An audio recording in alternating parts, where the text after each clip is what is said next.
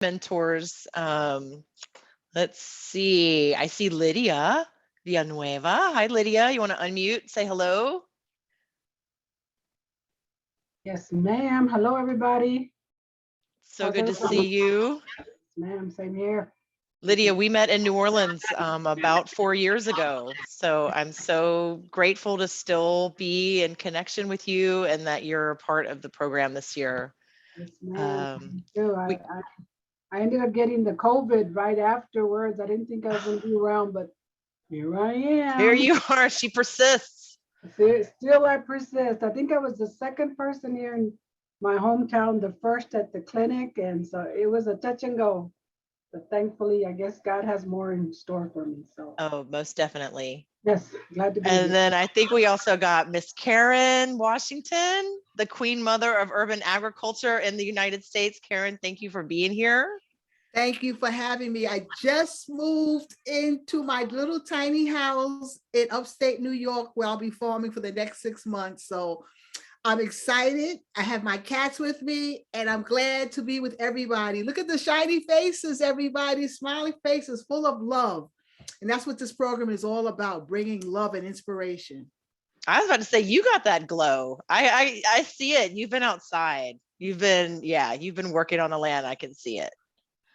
Nice. Thank you, Karen. Thank you so much for being here. And then also we have Nancy Creamer, who has the best mural in her office.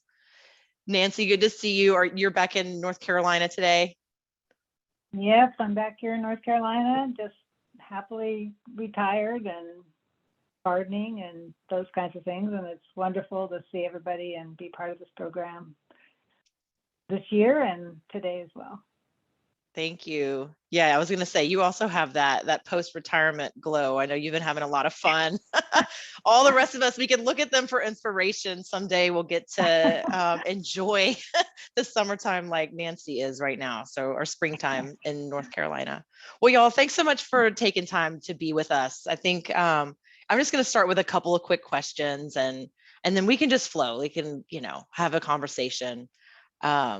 So really wanted to know, first off, what inspired you to get into food systems work and why are you still in it? So just jump in there. Nancy, you want to kick us off? Sure. Let's see. Well, it was more than 40 years ago. So I have to remember what inspired me. Actually, I know exactly what inspired me. Well, I grew up on a farm, but it was a poultry farm with 80,000 chickens, and I worked on it all the time. But that is not what inspired me. In fact, I didn't want much to do with agriculture.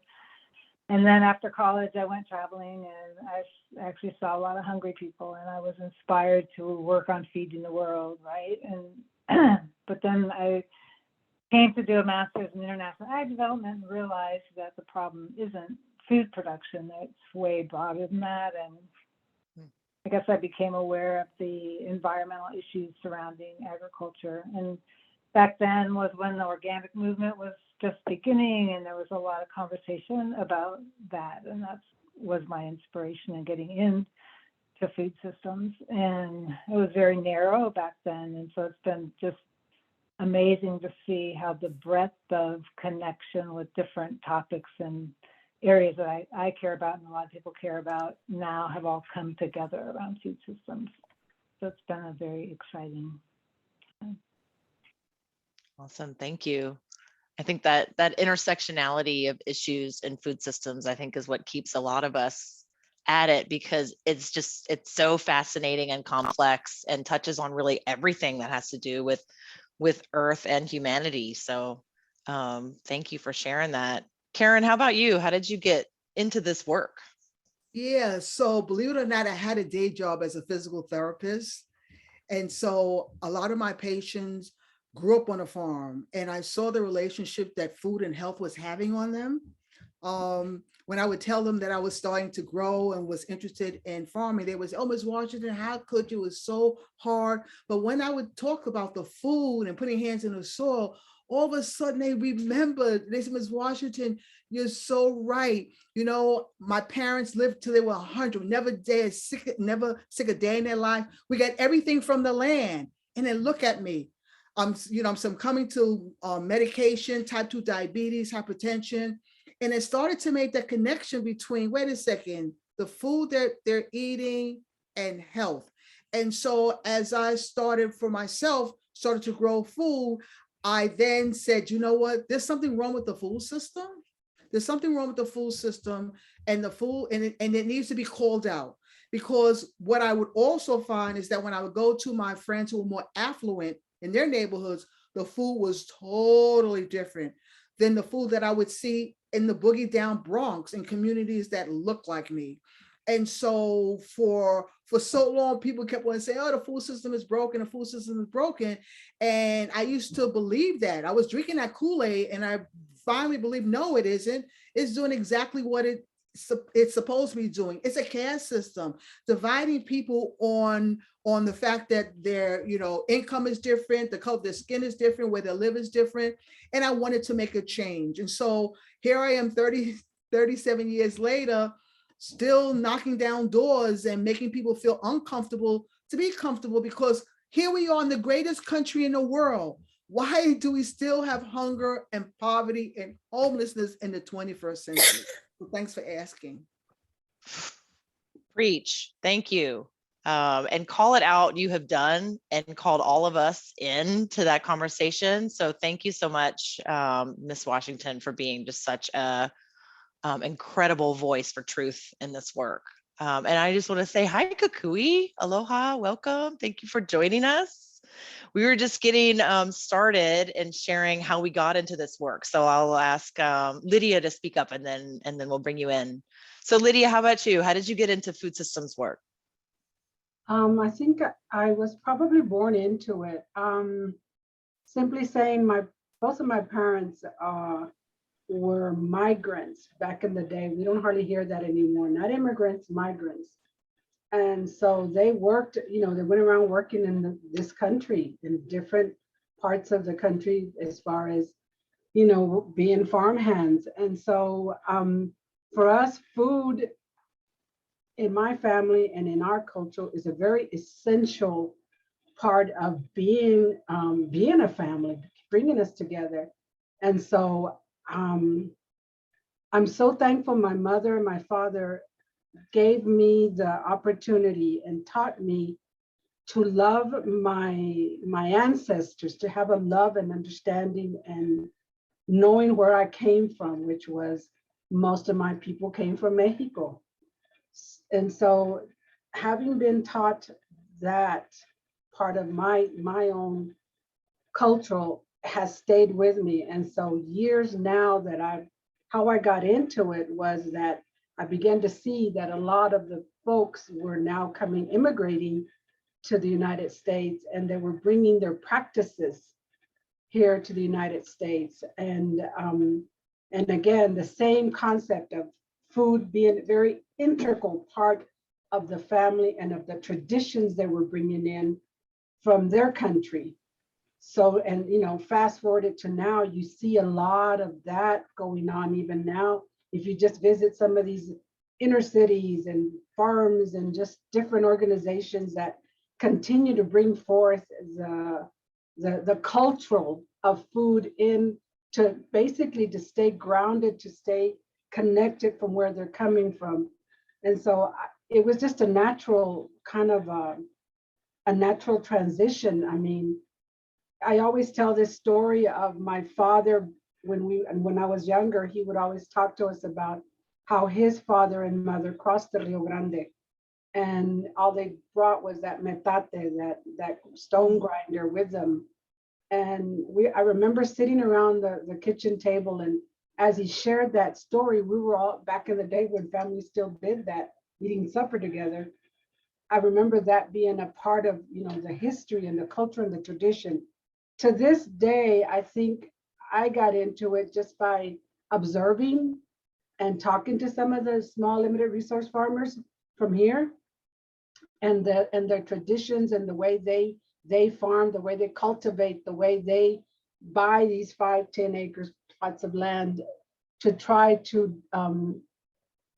give something to provide a space and a place for their children to be successful here in the United States. And success doesn't have to be measured by dollars, but rather by, how you live your life and the fact that you're still with family and that you've brought that connection from wherever you're from to where you're at now. So I have this cultural, I've told myself many times, the Hispanic culture for me is very much embedded in my work that I do. And a lot of it has to do with the learning of how, the teachings that I got from my parents and from the people here of how food is such, again, we celebrate if someone dies with food. We celebrate if someone marries with food. We celebrate if somebody has a birthday, quinceañeras, everything that we as a people do, food is a part of it. And that is our culture. And so how could I not be? I'd rather kick it back to you. Why wouldn't I be? I'd be kind of a foolish person, if I didn't feel like, why not? That's my question back to you. I love that. I think we could all meditate on that one a little bit. And I think we all have our own personal stories. What I love about what y'all have shared already is how truly personal it is for each of us, and how our deep love and care for people and planet is what has kept us so inspired and connected in this work. So thank you for sharing that really personal story too. I could imagine your grandparents as you were describing that, and could really see it and feel it. So thank you for sharing that. Kukui, how about you? How did you get into this work?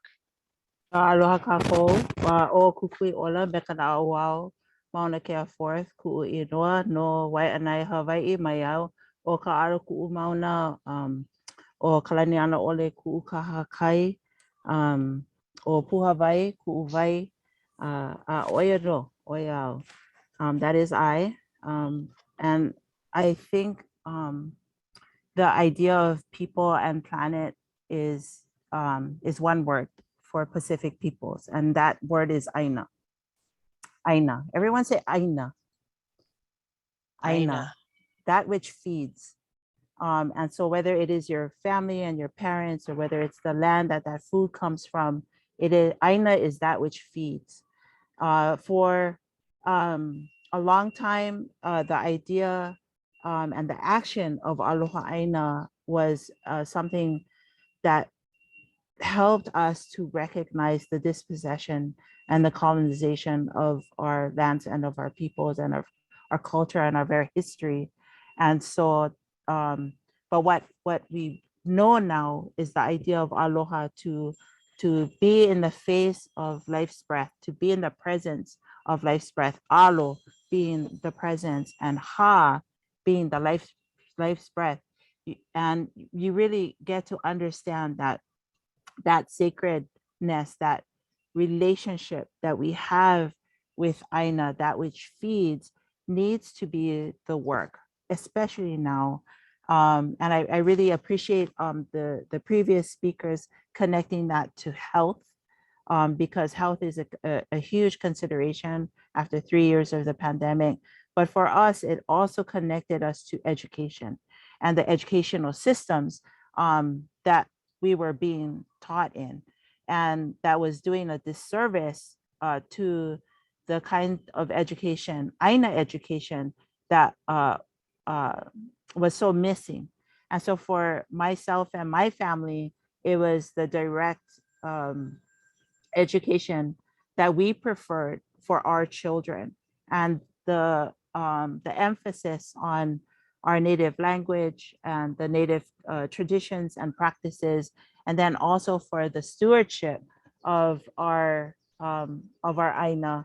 That was for us our why, and it has been our why, not just for our children, but for our children's children, and for for the children of our community who needs to be able to have that choice, to be able to go back to their ancestors,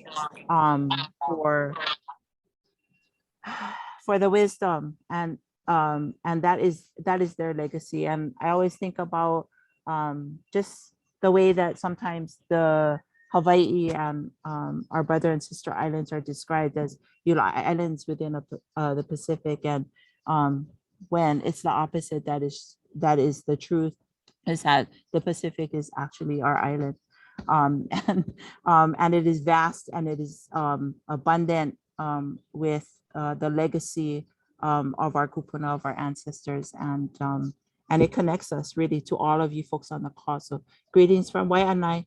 Aloha aku, aloha mai. Thank you. Wow, thank you so much, Kukui. I'm curious to hear, I know each of you has been in this work for a good long time, 20, 30, 40 years at this point. And I wonder if there's something, maybe a story or a moment that stands out to you as a moment that really shaped you in this work, shaped your leadership journey.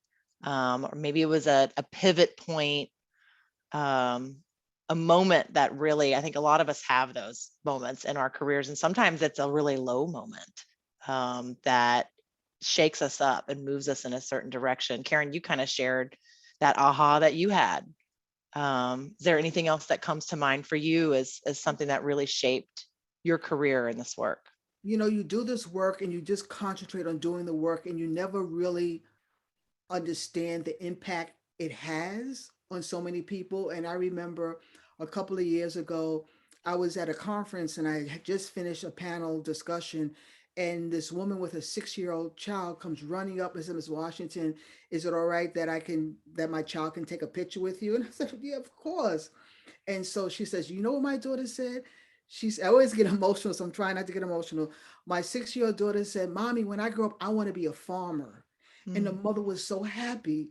And I say that because I never thought in my life that a 6-year-old Black child would say that she wanted to grow up to be a farmer, and her mother would validate it. And so that was a turning point in my life, that, you know what, Karen, you're doing something good, something inspirational for a little child to say that she wants to be a farmer. And because me growing up myself, I would never have said that to my mother at 6 years of age, because farming was slave work. And so to see how that pivotal change of a 6-year-old girl honoring, her legacy and her history, and finding joy, and her mother validating that, I think for me, that was a pivotal moment in my life. Wow. Thank you. I know it's hard to follow that one, but other thoughts? What's a moment that's shaped you, or in what Karen just shared, like really fed and nourished you too, to keep you in this work?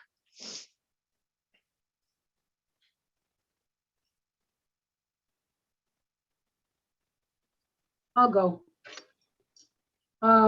Several, many things. Growing up as a Latina in the Latina world, many times women are like second-class citizens. And so, not all of us, have the privilege of going to these colleges, universities. It's just not, can't afford it. Back in the day, you couldn't afford it. So when I was given this place, this house, it's a 7-room house, by a particular retired dentist, I was elated. I mean, to someone hand you a house is like, oh, wow. And I didn't know what I was doing, honestly. I received my GED. I didn't go to college. I received my GED. I have attended since then some college, but at that point I hadn't. And so the priest that I was working with, he was really the one that introduced me to the dentist. I was working with him in sustainable ag, and doing many things with him. But when this house was given to me and I told him about it, for some reason he was angry or he didn't like the idea. And he said, you know, you're never going to amount to anything. You have no college degree. You know, you're not gonna, you know, yeah, they gave you the house, but you're never gonna do anything with it. And I remember that moment, like, and I guess I'm not talking primarily with food, but it's how it got me on this path. And I continue that when he said that, I was so angry and so hurt. And I it still gets to me that a person of that, you know, a priest would say something like that to me. And I remember tears coming down and I said, you know what? I'm going to show you what I can do. May not be to the highest of the levels, according to you, but I will do it. And I guess that's been my pushing moment to continue moving forward and helping those who are not able to do, you know, are able to achieve, like in the quote unquote, what others have achieved, the normal standard.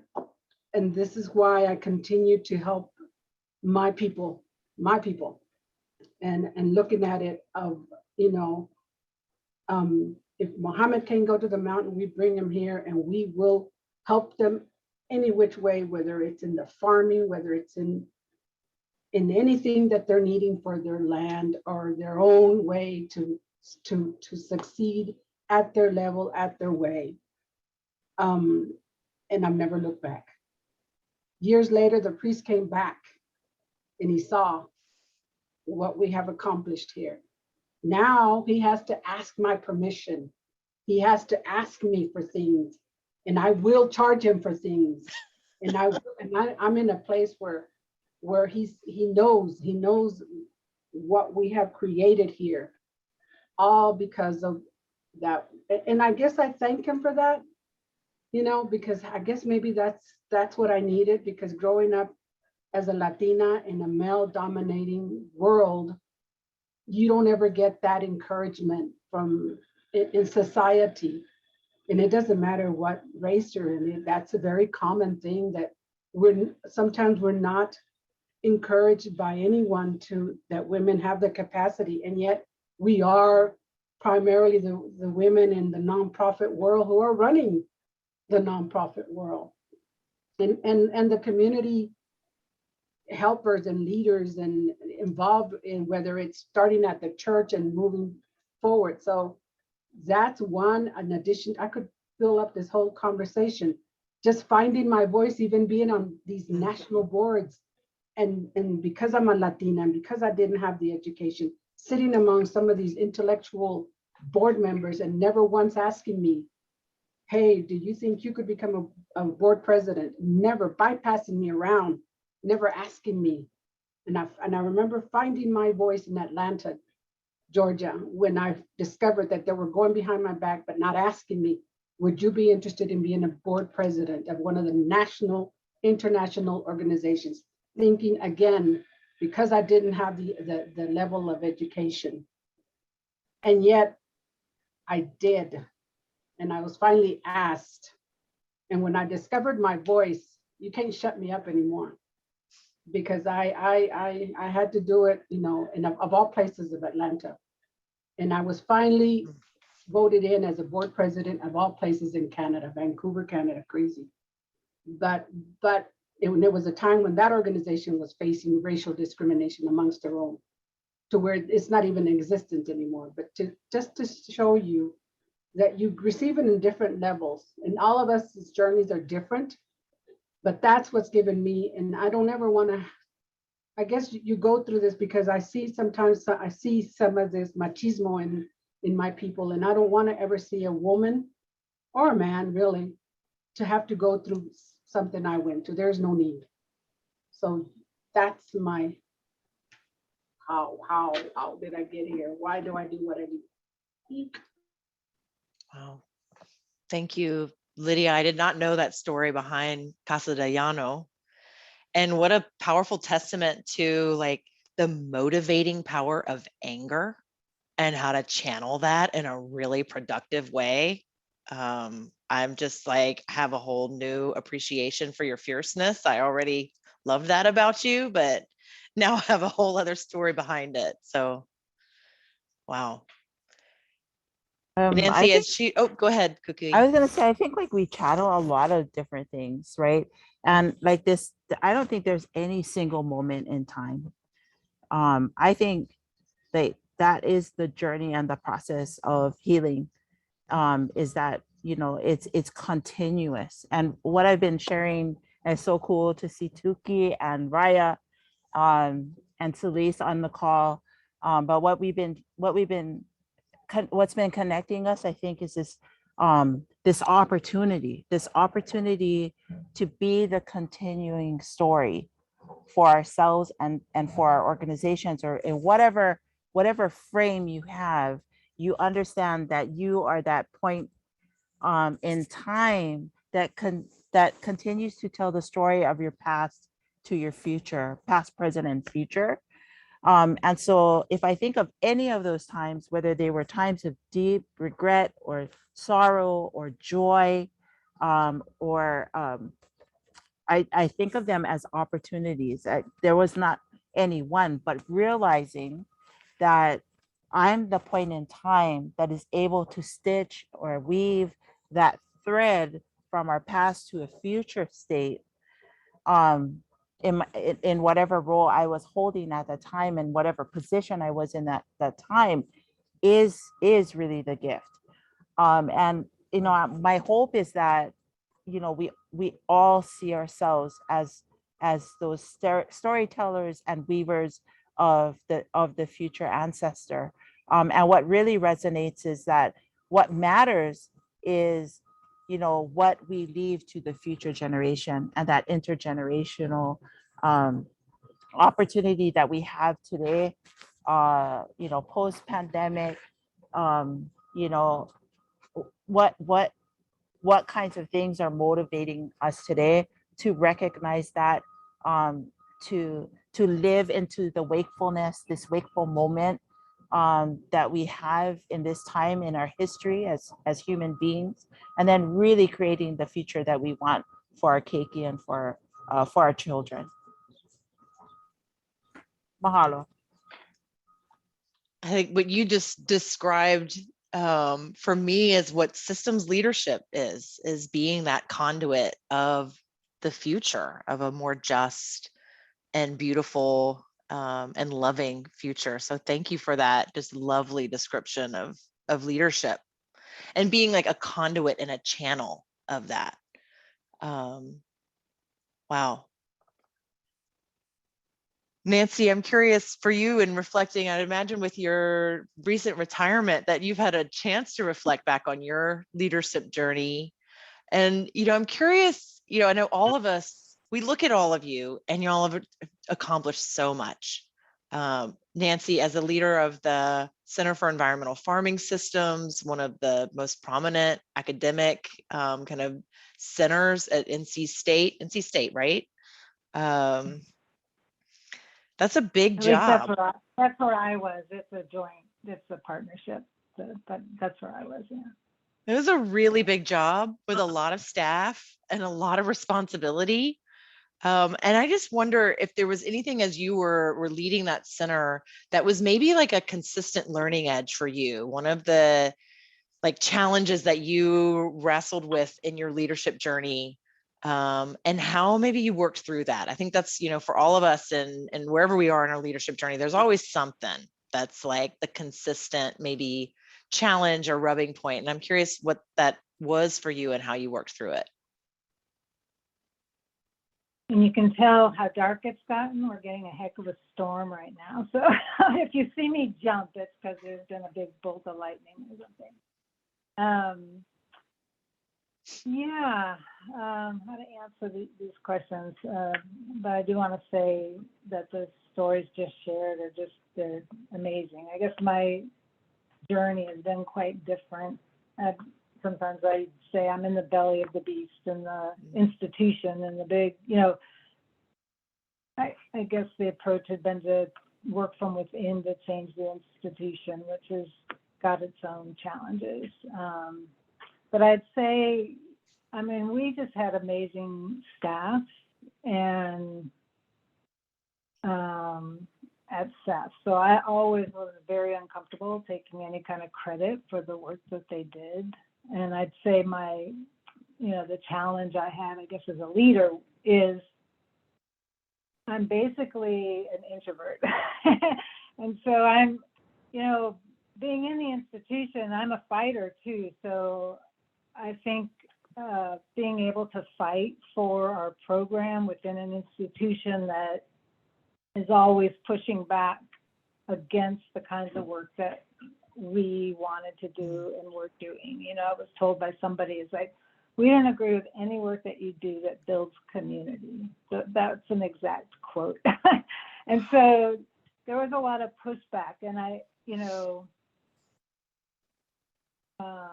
I guess the fight within that institution wasn't inspiring to me, but it was very motivating for me. I came to believe that institutions themselves have so much power and so much money, and that if you can get them to change even just a little bit, that it can have a big impact. So complementary to the community work that's so necessary, that kind of change can also happen at the same time. It can really mean a lot. And, you know, an example of that was I guess it was in writing a grant, we went to Cooperative Extension and said, you know, if we get this grant, would you appoint a local food coordinator in every county in the state? And they said yes, of course, not thinking we'd get the grant, but we did get the grant. And suddenly there's people in every county in the state who are dedicated to at least learning about all the opportunities around and supporting their community and their county in those ways. So I think the power of that was very motivating. I think my leadership challenge, again, was being, you know, mostly an introvert. So I was very happy behind the scenes, you know, doing things, but not very comfortable, you know, in the public face of things. So that was always a real challenge for me and continues to be.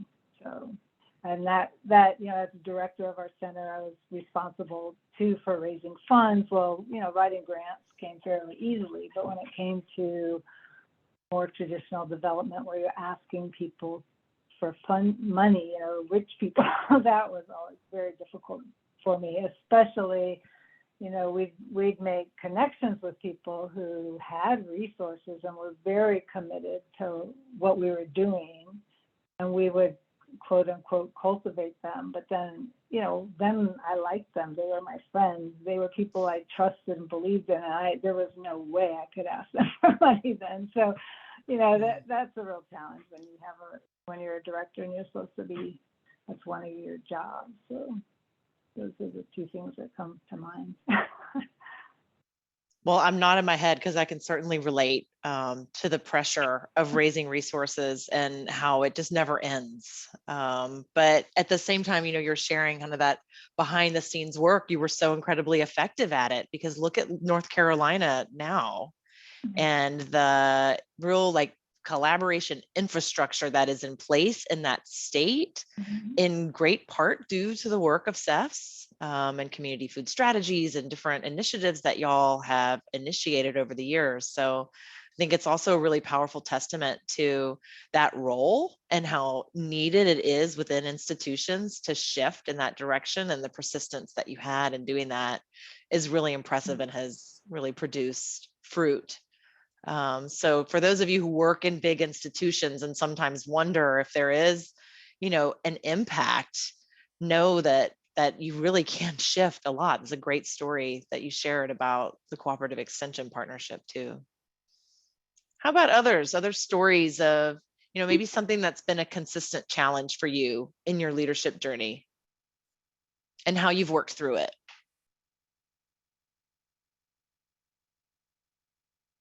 I think that resonates in so many ways because you know, in the 20 or so years that we've worked with our post-secondary partner, which is a state institution, the state university system, um, you know, there has not actually been a lot of change in how they're doing things. But what we've been able to see is actually the leadership changing. The structure has not changed very much, but the leadership and their vision and the tools that they're bringing to the work, the manao, the heart, the passion that they're bringing to the work. So when we speak about working with our institutions, we're not really working with the institution as much as we're working with the people. We work with our people and we find that common ground and that collective goal, and we go from there. And then we feel like then the institutions really haven't put up the challenges. They actually have lots of workarounds Mm. within their procedures, within their budget resources, or you know, or programming resources. There's actually a lot to tap into. It's more like the art of, you know, kind of connecting to those things. But that is possible because of the people. And for Kanaka, like for people of the Pacific, the first thing we ask each other is like who you, like who are you and where are you from? And then from there we make relationships. And then it's the relationships that we're cultivating and not our positionality. The positionality will come into it, but we really want to make sure that there's a pilina, a strong connection. And that's what I heard from Nancy, like her stories about her connection to funders and her connection to programs and her connections that she was making on behalf of the community to one another. Like that that to me is really really the art of making things happen and taking advantage of these opportunities that we have now. And to the leaders in the room here, all of you are doing that. And so what we're here to do is to kind of help uplift that and to uplift how we take our stories of genealogy, which is familial, but which is also, if we extend that to our place and then to our practice, so people, place, and practice, and we bring that all together into rooms, that's when I believe shifts happen, because it's starting with my relationship to you as a person, a fellow human, in this very, very sometimes complicated world, where some people have and some people don't have. But you know, I think there's always opportunity and a hope that we want to share what we have. And I feel like I have to believe that I have that eternal optimism of sharing. And if they don't like share, that's okay. We'll just move on and find the people in the organizations that will. I think that's actually a really beautiful segue into our breakout rooms. Andrew, are we right about at the time where we need to do that? Yeah, we're about there already. I just wanted to see if, oh, go ahead. I was gonna say, and there is times to ku'e, you know, and to ku'e is not like to fight. To ku'e is to stand in your truth. And there are going to be moments when you cannot shift that energy. And so you gotta shift, right? Because then the other ku comes, and that's the ku that moves. Yeah. So we're so blessed to be able to like look into our history of the land or of our peoples or of our culture, and sometimes even the institutional memories, and tie back to a time when things were possible and make what seems impossible shifts happen.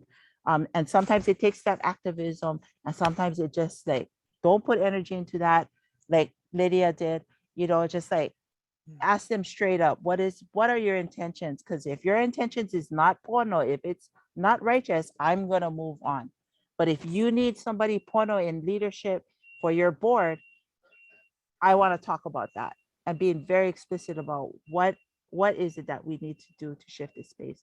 So having, like, we as leaders have that opportunity to ebb and flow with the opportunity. And I honestly believe that once you are very and firm in your relationship with your leadership, those things, those decisions become easier and more quick to your self-awareness and then to your action forward.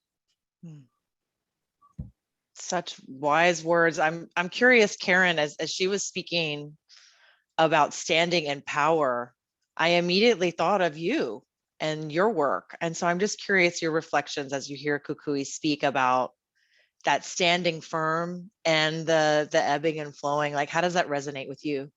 That is so, so true, because, the challenge that I continue to have is when we talk about leadership is to be able to transfer that power. Right now, everyone is talking about diversity and inclusion. It's on everybody's lips. And I say, in order to have diversity and inclusion, you have to be able to shift power. And that means that if you're having people with different ethnicities, gender, they need to have the power to make change. And if they don't have the power to make change, it's window dressing and tokenism. And so one of the conversations was the standing in our power, and in essence, for people to see people and give them that agency, that urgency of power to make change. And power is a drug, and people don't want to give up that power. But in order for things to change, especially people who for so long have been powerless, you got to be able to shift that power. I say three things: either you're going to give it up, you're going to share, it's going to be taken away from you. And so I try to talk to especially a lot of nonprofits in leadership, working in marginalized community. You've got to shift that power so that you don't have that savior mentality that continues to resonate year after year. You want to see the leadership in the community that reflects the community. And then you want to see boards throughout agricultural systems reflect the diversity that we see as farmers. And that diversity, again, has to be able to allow people to stand in their ground and to be heard and to be able to make change. Absolutely. Thank you. Thank you. Thank you. I think this is great inspiration for a breakout to keep the conversation going. So I think that's what we'll do now. Andrew, you want to tell us how this is going to open up this space here now that we are all back together in our bigger group, to hear from folks in the breakout rooms. And, was there something that really resonated with you, or something that, you're keeping with you to carry on your day with, or your leadership journey with, that you'd like to share back to the group, and to pay forward? Would love to hear from some other groups, and we can, feel free to unmute or share some takeaways in the chat box.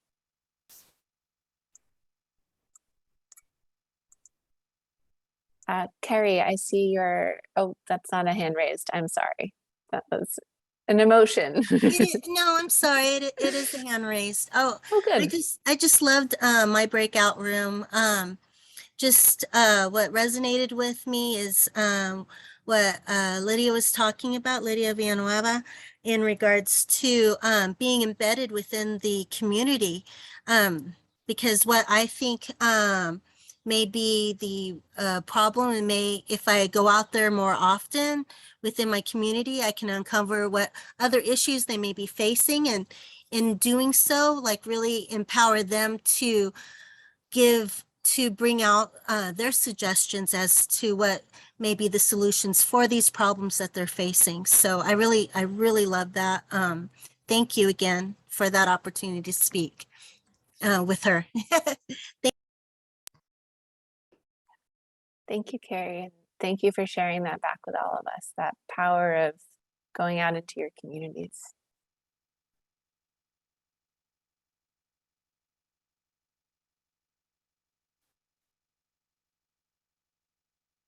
Would anyone else like to share back what they heard, or what they are going forward with?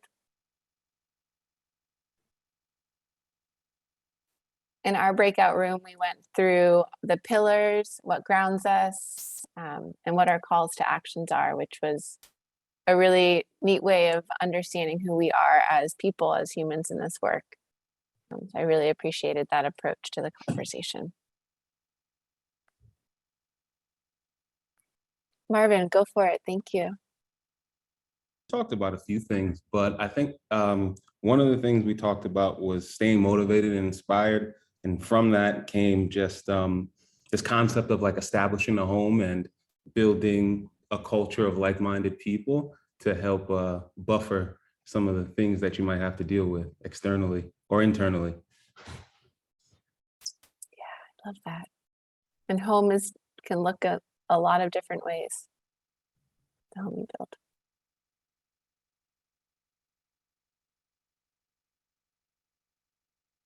Tracy, it looks like you have your hand raised. Yeah, our breakout group was similar and really talking about like what we can do as Black women, especially to like continue to persevere and stay up, stay motivated. And I thought, I felt like the conversation was so rich. Like I just wanted to like focus on that and just like absorbing all of the wisdom. Thank you. Thanks for sharing that.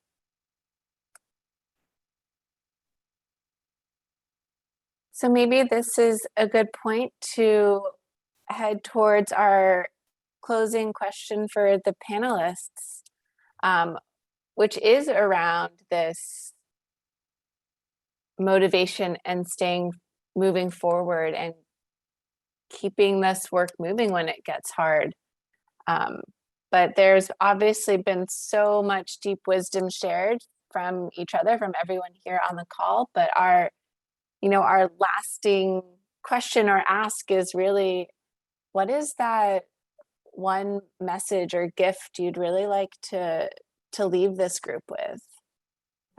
What is that one message to reinforce here that, maybe we're not hearing it from from our coworkers or from our supervisors or from others in this movement, but if there's just that one message to pass forward, what is that?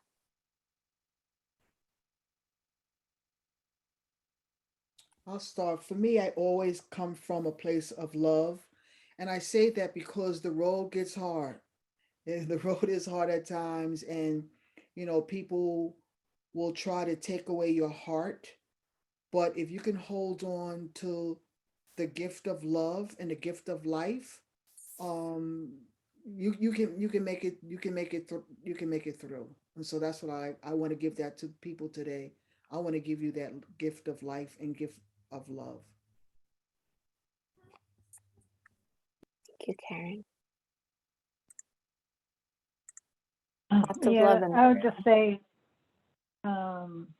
just celebrate the place we're at, the momentum, because I think when you have a long-term perspective, you see how we're at this exponential curve right now. Progress, I think, is really rapid right now in a lot of ways in food systems where it hadn't been in so long, just because you have so many people coming together from different angles that see that as a solution. So I think it's easy to forget and feel like it's so slow and there's so much ahead, but just to celebrate the momentum that exists right now, I think. Thank you, Nancy. That's a really great reminder. And celebrating in the little things too, the little wins, the baby steps that all come together to create that momentum. I'll go next. This is Lydia. I come from a place of community in knowing that it takes, as they say, it takes a village to raise a child. And not losing sight of that. So I just want to kick it back to those beautiful faces that I'm looking at right now. And there's so many young folks in the mix of all of that. I wish that this program existed for me 20, 30 years ago, who knows where I would be right now. But it's so inspiring to see the young folks in there. And it's okay. It's okay. You're going to be all right. I'm excited. I love seeing those beautiful young faces, as well as my elders that are there with me, that we've walked those trenches and we've done it for you. And so, you know, gain your motivation from where you find your peace and your passion and your energy. But know that where you're walking and where you're headed to, someone else before you laid that ground for you. And so you're not alone. We're with you. If not physically, spiritually, we're there. And so it's very comforting to see these young folks in here, as well as my elders that I see, that we're still making a difference. So, you know, forward walking, and keep doing you, and keep working with your community in whatever you're doing. Thank you, Lydia. Would love to hear from some of the some of our emerging leaders here, some who've been, you know, part of this work for a long time, or maybe just recently. We had a conversation about emergence, and you know, those leaders have to consistently emerge. And one of the comments that was shared in our room was the fact that they not only need to merge, but they need to be supported. And so just the creation of these spaces is so critical to this work going forward. As Lydia was saying, one thing that stands out to me is that one of our speakers, I can't remember if it was Christina, I think it was Christina, but you know, talking about narrative change, and she said specifically, you know, the rematriation of seeds, and she was talking about that experience, about like explaining some of the scope of her work. And the darn thing, and I typed it into the chat, and it kept wanting to like spell correct to repatriation.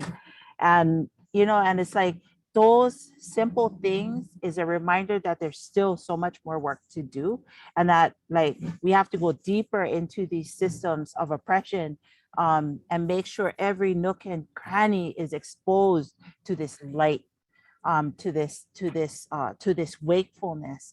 And so that requires all of us to really begin that, or to continue on that journey of healing. And I really want to uplift, I think it was Liz, you know, that just reminded us that like for the work that we do, we always have to have this sense of deep hope. And that is one of the legacies of our ancestors, is to continue to give us deep hope and aloha for one another, and especially intergenerationally into our future. So still got plenty work for do. And I hope that you know, the Wallace Center can convene us again, because I feel like we're gonna have a lot to talk about in the next couple months, leading to the end of our fellowship together. And thank you to everyone on the call. I've learned so much, and so much of it resonates. And thank you for that gift, so that I can share that with my Kaia'ulu, my community. Mahalo. Well, if there's one thing you can count on the Wallace Center to do, it's to bring people together. So we will continue to do that. And really just so much gratitude to all of you guys on the call today, and for being in your communities and for being leaders in this work. And it can be scary and hard, but we are all here in it together. And I think that's a really beautiful reminder of the strength of this movement and the power of it. It's each of us together. So Thank you all so much. Kukui, Lydia, Karen, Nancy, thank you all for being here and for sharing your wisdom with us. And we will see you all next time. So take care, everyone.